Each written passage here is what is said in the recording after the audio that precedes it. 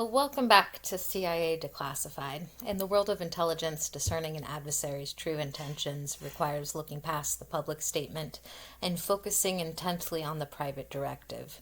During the height of the Cold War, few subjects offered a more stark example of this dichotomy than unidentified aerial phenomenon.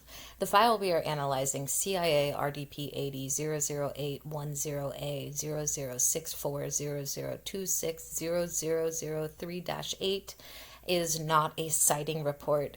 It is an intelligence summary, an analyst's assessment from the early 1980s detailing how the entire Soviet system, from its public relations machinery to its scientific elite, handled the sensitive UAP topic. The document tracks a profound strategic contradiction that was central to U.S. counterintelligence efforts. The Soviet Union's official stance on UAPs was a matter of Marxist-Leninist ideological purity. Scientific materialism, the foundation of the Soviet philosophical model, rejected any unexplained phenomenon outside the predictable laws of physics. Consequently, the state media, newspapers like Pravda, were given a clear ideological mandate: discredit and ridicule all UAP reports. The CIA's analysis of this media campaign confirms the policy. The file notes that the Soviet narrative was designed to be intensely dismissive. Quote, Soviet media consistently mocked Western preoccupation with UFOs, characterizing the phenomenon as a consequence of capitalist sensationalism and social neurosis inherent to Western liberal democracies. End quote. This public denial served a crucial domestic purpose.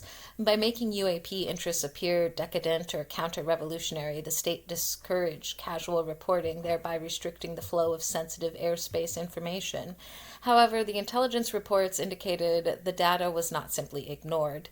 It was filtered. The KGB and the GRU, the Soviet military intelligence, ensured that reports originating from military installations, air traffic controllers, or strategic industrial zones were immediately rerouted up a secure internal chain of command, bypassing public media entirely. The CIA observed that this process effectively privatized the data, separating the information stream into two non-intersecting channels, the public channel of ridicule and the closed channel of military analysis. The most telling intelligence derived from this file was the establishment of a centralized collection point.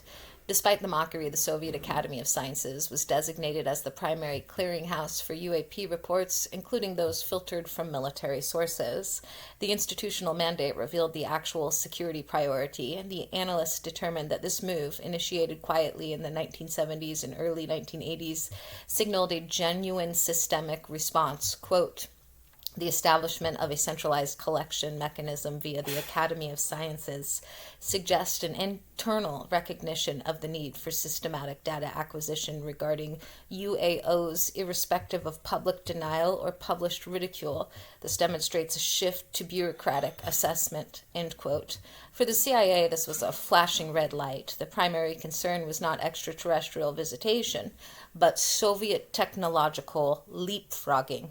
The analysts had to test the hypothesis that the Soviets were deliberately confusing observers with their own experimental non-conventional aircraft.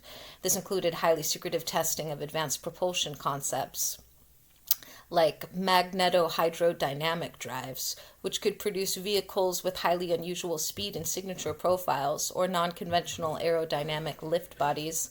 If the Soviets were seeing their own prototypes being reported as UAPs, they could easily dismiss this phenomenon externally while perfecting the technology internally. Furthermore, the intelligence community analyzed the geographic concentration. Sighting reports, particularly those deemed technically credible, were heavily clustered near sensitive Soviet infrastructure. This pattern was too consistent to ignore. The CIA assessed that this proximity indicated either an internal operational artifact, a Soviet prototype, or a strategic security failure, a foreign reconnaissance asset flying undetected.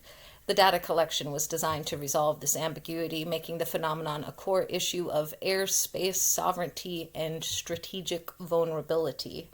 When reviewing the complete intelligence package surrounding this policy file, the black ink, the redactions, is fundamentally rational. It serves as a shield for sensitive intelligence methods and sources, ensuring future operations are not compromised. For Soviet UAP assessment files, the redactions typically serve three critical protection purposes, often broken down by intelligence discipline: human intelligence and identity protection, any mention of specific human assets, whether they were Soviet scientists, defectors, or agents of influence who provided information regarding the Academy of Sciences' internal directive, would be completely removed. Revealing their names would lead to certain exposure and even execution. Signal intelligence and method protection. This involves protecting the technical process of collection. Redactions here cover the specific frequency or encryption mechanism used by the KGB's internal air defense communications, the location or technical capability of a U.S. ground station that successfully intercepted a Soviet telemetry signal, or the precise time and date a U.S. satellite photographed an unidentified object over a test range. Revealing the method instantly closes that intelligence gathering avenue. And third party and allied intelligence. Any data provided by a third party allied government, e.g., intelligence shared by the West German B&D or the British M16, regarding Soviet UAP policy, would be redacted to protect that allied relationship, even if the information itself isn't highly sensitive. The black ink, therefore, is not hiding the existence of a downed spacecraft. It is hiding the names of the successful human spies and the technical specifications of the American surveillance systems that successfully penetrated the Iron Curtain. It is the intelligence community protecting its craft. The cumulative analysis of the Soviet press coverage and the internal directives leaves a singular, verifiable conclusion for the intelligence analyst. The Soviet Union employed a classic information warfare strategy of strategic denial, treating unidentified aerial phenomenon as an exclusively terrestrial security concern. The public scorn was the strategic denial, the noise generation, designed to prevent the West from distinguishing between genuine Soviet technological advances and inexplicable atmospheric events. The private data collection executed through the scientific bureaucracy was the crucial intelligence gathering mechanism, ensuring that all potentially sensitive data was handled in a controlled, classified environment. The CIA's assessment of this double standard confirms that, for both superpowers, the UAP phenomenon was a crucible for testing information control and measuring technological surprise. The Soviet action confirmed that they understood the value of the unexplained as both a strategic distraction and a shield for their own ambitious aerospace programs.